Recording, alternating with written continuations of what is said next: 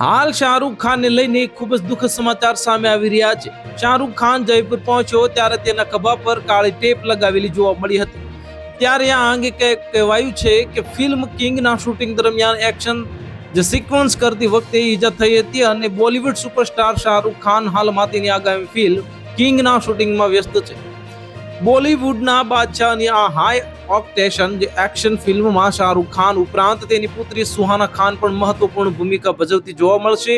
આ ફિલ્મ તેની જાહેરાત થઈ ત્યારથી ચર્ચાઓમાં છે અને હવે સમાચાર એવા આવે છે કે શાહરૂખ ખાન ફિલ્મના શૂટિંગ દરમિયાન ઘાયલ થયો છે।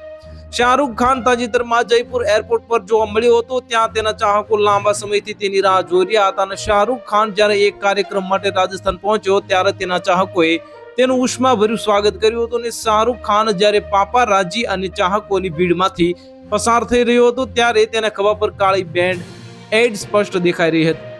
કિંગ ખાનના કુર્તાની અંદરથી આ બેન્ડ એડ દેખાય તો તેનાથી લોકોની ઉત્સુકતા વધી ગઈ અને જ્યારે શાહરૂખ ખાનની તસવીરો સોશિયલ મીડિયા પર આવી અને ત્યારે લોકો અનુમાન લગાવવા લાગ્યા કે કદાચ કિંગ ખાન ફિલ્મના શૂટિંગ દરમિયાન ઘાયલ થયો હશે, પરંતુ અત્યાર સુધી તો આનું કારણ શૂટિંગ દરમિયાન થયેલી ઈજા માનવામાં આવે છે। તો હાલ માટે આટલું જ, મળીશું નવી અપડેટ સાથે। જો તમને અમારા વિડીયો પસંદ આવતા હોય તો વિડીયોને લાઈક કરી દેજો, ચેનલને સબસ્ક્રાઇબ કરી બાજુમાં આવેલા બેલ આઇકનને દબાવી દો જેથી તમને આવા સમાચારની અપડેટ મળતી રહે।